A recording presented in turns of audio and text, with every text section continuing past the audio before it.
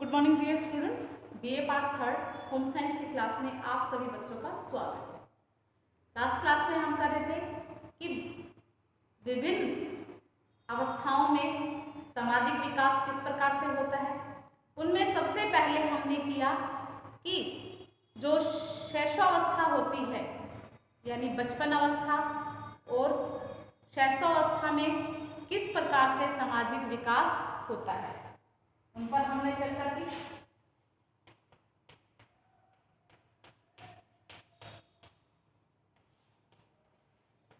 सामाजिक विकास या कहें सोशल डेवलपमेंट।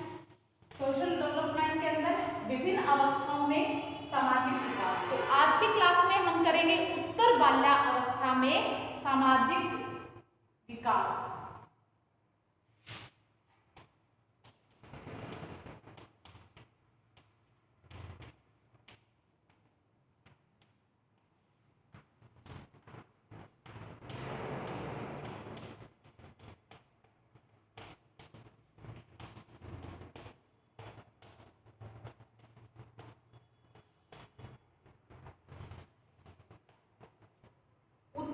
बाल्यावस्था है उसमें सामाजिक विकास किन किन तरीके से होता है।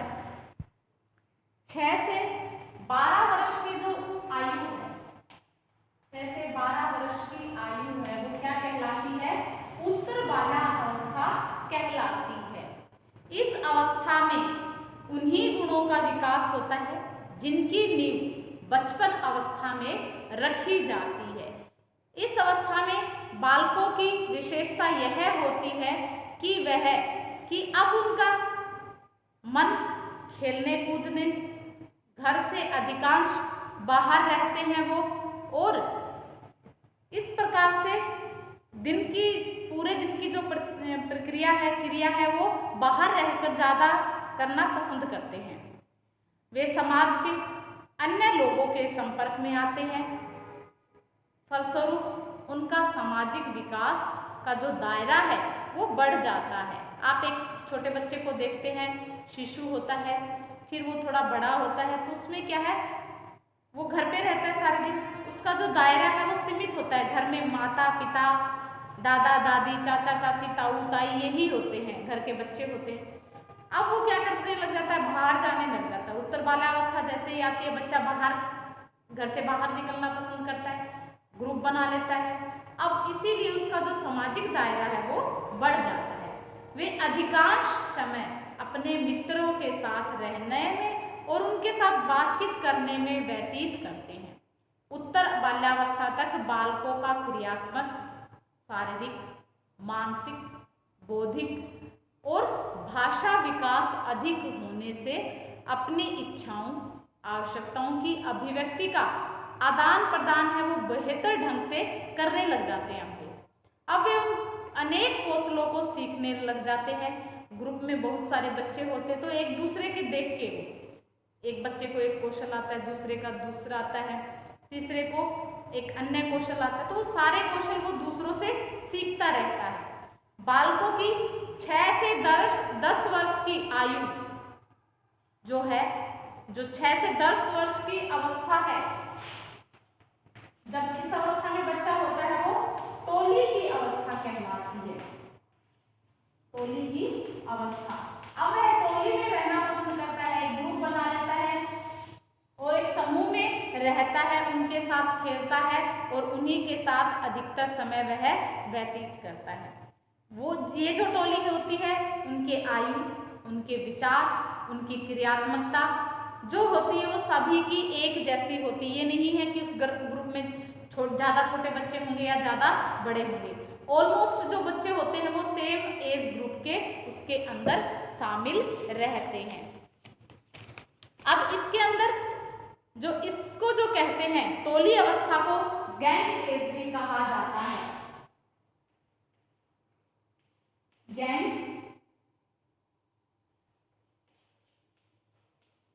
गैंग एज भी इनको कहा जाता है। इसलिए क्यों कहा जाता है इसमें इनको? क्योंकि ये एक ग्रुप में होते हैं।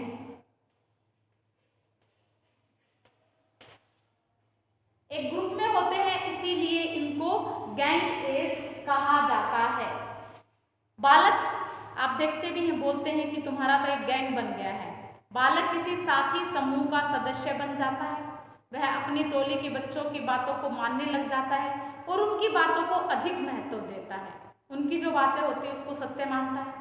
वह हरदम अपनी टोली के बारे में ही चिंता करता रहता है, परंतु उनकी टोली है वो बदलती रहती है। जहाँ जाते हैं वहाँ अपनी टोली बना लेते हैं।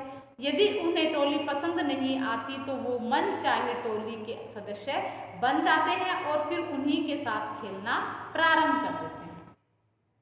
तो ये जो अवस्था होती है वो कौन सी अवस्था होती है? वो गैंग एज, यानी कि टोली की आयु, या फिर कहें टोली की अवस्था या फिर गैंग एज, एक ही बात है। ये टोली को ही क्या कहते हैं? गैंग कहा जाता है।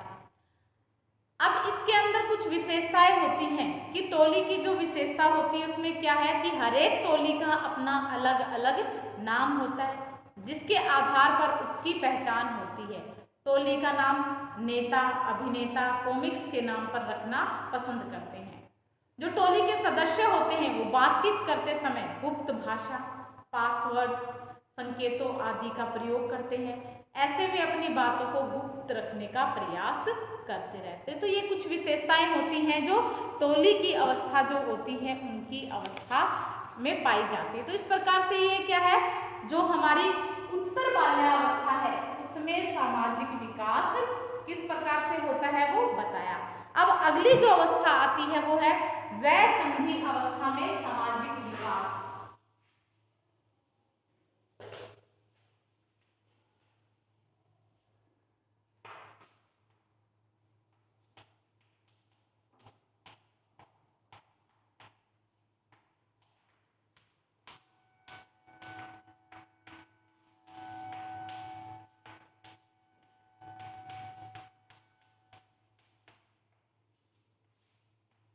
प्यूबर्टी एज जो होती है उसमें किस प्रकार से सामाजिक विकास होता है? वयसंधि अवस्था के प्रारंभ से ही बालकों के स्वभाव में रुचि, फैशन, कौशल के साथ ही उसकी जो अभिवृत्तियां होती हैं, उसका जो एटीट्यूड होता है उनमें परिवर्तन आ जाता है। धीरे धीरे उनका जो झुकाव है अपने समूह के साथियों के प्रति कम होने लग जाता है। अब वे कम ही सामूहिक खेलों में भाग लेते हैं तथा ज्यादातर अकेले रहना वो पसंद करते हैं, अधिकतर अकेले रहना पसंद करते हैं। 18 वर्ष की अवस्था तक बालकों में अधिकांश सामाजिक विकास हो जाता है। कई प्रकार के अध्ययन हुए हैं। अध्ययनों के आधार पर यह निष्कर्ष निकाला गया है कि जो प्यूबर्टी अवस्था है यानी कि जो वयसंधि अवस्था है का समय जैसे जैसे बढ़ता जाता है, बालकों में समाज विरोधी जो गतिविधियां हैं, व्यवहार है, उनमें भी बढ़ोतरी होती जाती है।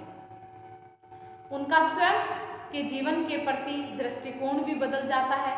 कभी कभी वे इतने अधिक निराश एवं उदास हो जाते हैं कि उनका स्वयं का जीवन ही उनको निरर्थक एवं भार लगने लग जाता है, बोझ समझने लग जाते हैं। अब उन्हें अपना जीवन जो है वो पसंद नहीं होता है कि हमें यहाँ जीना ही नहीं है। उन्हें अपना जीवन व्यर्थ लगने लग जाता है कि भाई मैं तो इस धरती पे ऐसे आया, मैंने ऐसे ही जन्म लिया, मैंने कुछ नहीं पाया, मुझे तो कुछ बनना नहीं है, मुझे कुछ करना नहीं है। तो क्या है, वो सारा कुछ क्या है अपने आप को व्यर्थ समझने लग जाता है। वे अक्सर यही चाहते हैं कि इससे बढ़िया जीवन तो तब था जब मैं बालक था और दिन रात क्या करता रहता था, खेलता कूदता था। क्योंकि अब क्या है, इस अवस्था में बहुत सारे जो जिम्मेदारियां आ जाती हैं और कई प्रकार का जिम्मेदारियों के कारण वो अपने इन जिम्मेदारियों को बोझ समझने लग जाता है और ये बोझ उसको बहुत ज़्यादा अधिक लगने लग जाता है। इस कारण से वो थक जाता है और अपने जीवन को निरर्थक कहने लग जाता है। इन्हीं कारणों से वह जो संधि अवस्था है उन्हें नेगेटिव फेज की अवस्था भी कहा गया है। नकारात्मक अवस्था भी इसको कहा गया कि ये जो पीरियड होता है वो नकारात्मक अवस्था है, यानी कि नेगेटिव पीरियड होता है, फेज होता है। इस अवस्था को असंतुलन, इन अनबैलेंस्ड पीरियड भी कहा जाता है। असंतुलन की अवस्था भी इसको कहा गया है। इसका नतीजा यह होता है कि बालकों में सामाजिक विकास सामान्य रूप से नहीं हो पाता है। अगर इसका आशय यह नहीं है कि वयसंधि अवस्था में बालकों के सामाजिक विकास नहीं होता है। अब ये भी नहीं कह सकते कि भाई ये सभी के अंदर नहीं होता है, कुछ बच्चे होते हैं, कुछ जो इस आयु के जो बच्चे होते हैं उनके अंदर पाया जाता है, ना कि सभी के अंदर। इस अवस्था में यदि उनके सामाजिक व्यवहार विकास का ग्राफ खींचा जाए तो ग्राफ की जो वक्र रेखा में एक पठार प्राप्त होता है, एक ऊंचा सा पहाड़ जैसा दिखता है। वयसंधि अवस्था में जानबूझकर सामाजिक प्रत्याशाओं के विपरीत कार्य एवं व्यवहार करता है बच्चा। उन्हें ये बात अच्छी तरह से पता है कि छोटे बालकों को मारना, उनको तंग करना, गाली देना, चिढ़ाना गलत बात है, लेकिन फिर भी आप देखते हैं चोरी करना गलत बात है, बहुत असामाजिक व्यवहार भी वो करते हैं, उनको पता है कि ये गलत है लेकिन फिर भी वो करते हैं। परंतु फिर भी खेलते समय वो क्या करते हैं, कमजोर जो बच्चे होते हैं उनको मारते हैं, पीटते हैं, गाली गलौज करते हैं। कई बार तो वे अपने पड़ोसी बालकों के साथ भी बुरा व्यवहार करता है, बालक को चोट पहुंचाते हैं, जिसके कारण उनके माता पिता के साथ लड़ाई झगड़े भी हो जाते हैं। और इस प्रकार से दो जो पड़ोसी होते हैं उनमें मित्रता की जगह शत्रुता जन्म ले लेती है, शत्रुता में बदल जाती है मित्रता। तो इस प्रकार से क्या है कि जो वयसंधि अवस्था है बड़ी ही इसको ध्यानपूर्वक से इसको सामाजिक विकास का बच्चे के अंदर ध्यान रखना पड़ता है।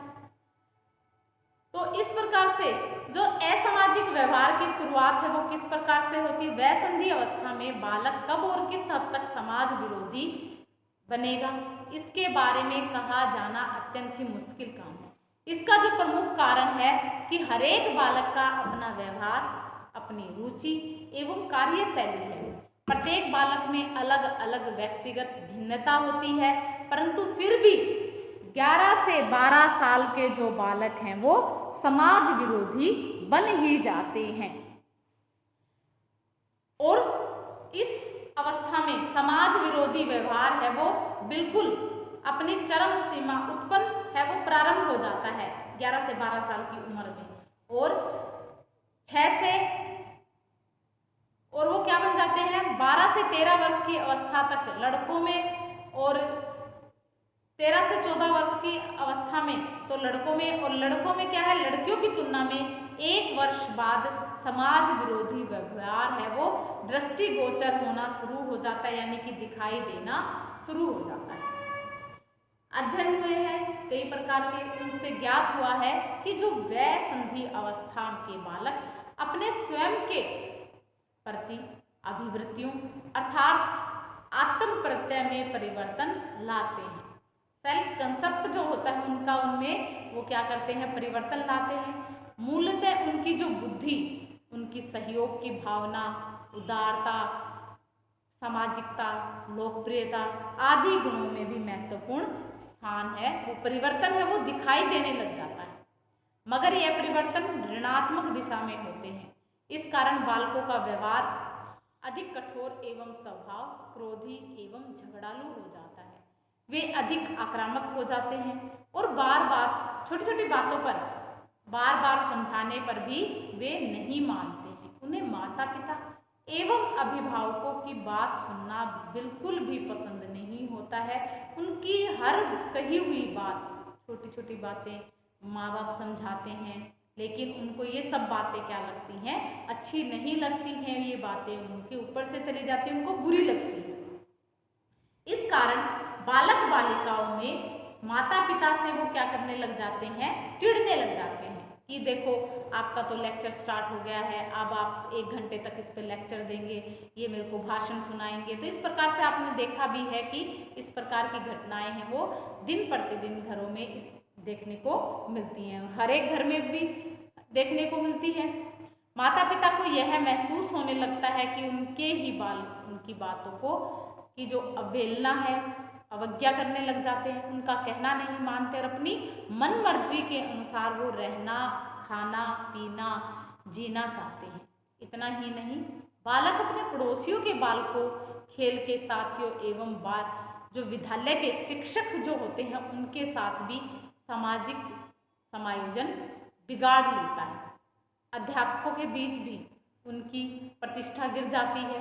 शिक्षक भी ऐसे बालक को उदंड बालक की संज्ञा देने लग जाते हैं। बालक अक्सर अपने टोली के साथियों से भी लड़ना झगड़ना शुरुआत कर देता है। लैंगिक परिपक्वता के साथ ही जब बालक को नेगेटिव फेज की सबसे बुरी अवस्था का अंत हो जाता है, तब उनकी सोच और अभिवृत्तियों में एक नया परिवर्तन दिखाई देने लग जाता है। फलस्वरूप समाज विरोधी व्यवहार में भी क्या आने लग जाती है, अब कमी आने लग जाती है। वह संधि अवस्था में बालकों में जो शारीरिक एवं ग्रंथिल होते हैं, चेंजेस जो होते हैं, परिवर्तन होते हैं, उसके कारण वह अधिक चिंतित एवं परेशान हो जाता है। वह अपनी कल्पना लोक में ही विचरण करता रहता है और कल्पना में ही सोचता रहता है। यदि वह अधिक लंबा हो गया है तो क्या होगा, यदि नाटा रह गया तो क्या होगा, लोग उसे देखकर हंसेंगे, उसका मजाक उड़ाएंगे। तो वह इसी प्रकार की जो चिंताएं हैं, बहुत प्रकार की ऐसी बातें होती हैं जो बालक है, इस अवस्था के बालक है, इन्हीं चिंताओं में घिरा रहता है। तो ये थी हमारी जो उत्तर बाल्यावस्था की सामाजिक विकास और प्यूबर्टी एज है, जो वय संधि अवस्था है, उसकी जो सामाजिक विकास है वो किस प्रकार से होता है। अब हम करते हैं कि किशोरावस्था में सामाजिक विकास किस प्रकार से होता है। किशोरावस्था का जो सामाजिक विकास है वो वय संबंधी अवस्था के बाद प्रारंभ होता है।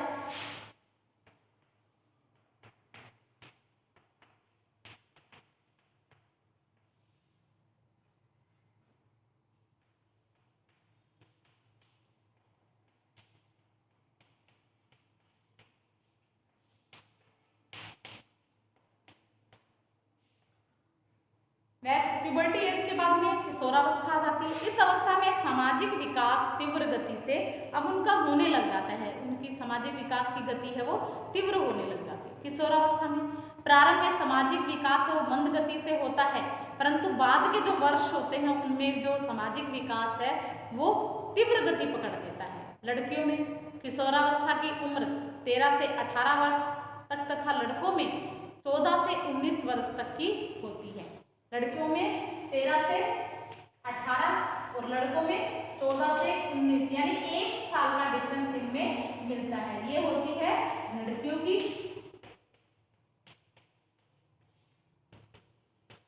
लड़कों की जो इस एज के बाद में जो चेंजेस आते हैं वो लड़कियों से 1 साल के बाद में दिखाई देते हैं। तो इसीलिए किशोर वय के बालक बालिकाओं को टीन एज भी कहा जाता है। इनको क्या कहा जाता है? टीन एज कहा जाता है। टीन एज कहा जाता है। किशोरावस्था के अंत तक बालकों का सामाजिक विकास अपनी पूर्णता को प्राप्त कर लेता है। इस अवस्था में बालक ठीक उसी प्रकार का सामाजिक व्यवहार करने लग जाता है जैसे बड़े लोग करते हैं। अतः सामाजिक व्यवहार से संबंधित उसके व्यवहार प्रतिमान जो लगभग वैश्विक व्यक्तियों की तरह ही होते हैं। तो अब वो क्या करता है? अच्छा व्यवहार करने लग जाता है। किशोर वय के बालक बालिकाओं में विपरीत लिंग के प्रति अधिक आकर्षण होता है, इसलिए लड़कियां तथा लड़के गर्लफ्रेंड बनाते हैं, बॉयफ्रेंड बनाते हैं और पार्टी में जाना, पिक्चर देखने जाना, पार्टी करना, तो ये सारी चीजें अब उनको इस एज में पसंद आने लग जाती हैं। कई लड़के लड़कियों में विपरीत लिंग के प्रति आकर्षण इतना बढ़ जाता है कि वो एक दूसरे से प्यार करते हैं तथा साथ जीने मरने की कस्में खाते हैं और वो माता पिता से विरोध करके वो शादी तक भी कर लेते हैं। किशोर वय के कुछ बालक आपस में घनिष्ठ मित्र होते हैं, जिसे हम अर्थात लड़के लड़कों को और लड़कियां लड़कों को अंतरंग मित्र मानने लग जाते हैं और वे अपने अंतरंग मित्र से इतना प्यार करते हैं कि दिल की जो सभी बातें हैं उनको बताने लग जाते हैं। यदि किन्हीं कारणवश उनमें आपस में लड़ाई झगड़ा हो जाता है तो शीघ्र ही उनमें समझौता भी हो जाता है। तो किशोरावस्था के कुछ बालक कभी कभी छोटे सामाजिक समूह के सदस्य भी बन जाते हैं। इन समूहों में सदस्यों की जो संख्या होती है वो कितनी होती है? 4 से 5 तक होती है। इनकी रुचियाँ, इनका कार्य, इनका व्यवहार, योग्यताएं आदि जो होते हैं, जो सब कुछ होती हैं, ये सारी चीज़ें लगभग समान रूप से दिखाई देने लग जाती हैं। तो किशोरावस्था में जैसे जैसे किशोर की आयु बढ़ती जाती है वैसे वैसे उसे सामाजिक कार्यक्रमों में भाग लेने का अधिक अवसर प्राप्त होता है। फलस्वरूप उसमें सामाजिक सूझबूझ, अंतर्दृष्टि है वो बढ़ती है। अब वह सामाजिक परिस्थितियों का प्रत्यक्षीकरण अधिक अच्छे ढंग से करने लगता है। आयु बढ़ने के साथ साथ उसकी झगड़ालू प्रवृत्ति वो भी धीरे धीरे कम होने लग जाती है। फलस्वरूप उसका सामाजिक समायोजन अच्छा हो जाता है। किशोरावस्था के अंत तक अधिकांश किशोर टोली छोड़ देते हैं, साथ ही उनके जो ग्रुप्स होते हैं, उनके जो कलीग्स होते हैं, उनके जो साथी होते हैं वो छूट जाते हैं। अब उनके सामाजिक व्यवहार में परिपक्वता आ जाती है। फलस्वरूप वह सामाजिक प्रत्याशाओं के अनुसार व्यवहार करने लग जाते हैं। किशोरावस्था के अंत तक बालक बालिकाओं के मन में जिम्मेदारियों को वहन करने की क्षमता भी उसका भी विकास हो जाता है। अब वो अपनी जिम्मेदारियों को समझने लग जाते हैं और कई किशोर किशोरियां स्वयं धनार्जन कर परिवार का भरण पोषण भी करने लग जाते हैं, धन को अर्जित करते हैं और अपने परिवार की जिम्मेदारियों को समझने लग जाते हैं, घर का खर्चा भी वहन करते हैं माँ बाप। और अब वो क्या करते हैं, धीरे धीरे जैसे आयु बढ़ती है एक विवाह बंधन में बन जाते हैं। अब वो परिवार की जो जिम्मेदारियां हैं वो और भी अच्छे से समझने लग जाते हैं। माँ बाप बनकर अपनी जिम्मेदारियों का वहन करने लग जाते हैं। वे अपने माता पिता को आदर की दृष्टि से तथा छोटे भाई बहनों से प्यार व स्नेह से रहते हैं। तो इस प्रकार से ये क्या थे, हमारे विभिन्न आयु समूह हैं, विभिन्न आयु अवस्थाएं हैं, उनमें किस प्रकार से सामाजिक विकास होता है, तो उन पर हमने चर्चा की। तो आज के लिए इतना ही, कल फिर मिलते हैं एक नए टॉपिक के साथ। तब तक के लिए okay bye, have a nice day.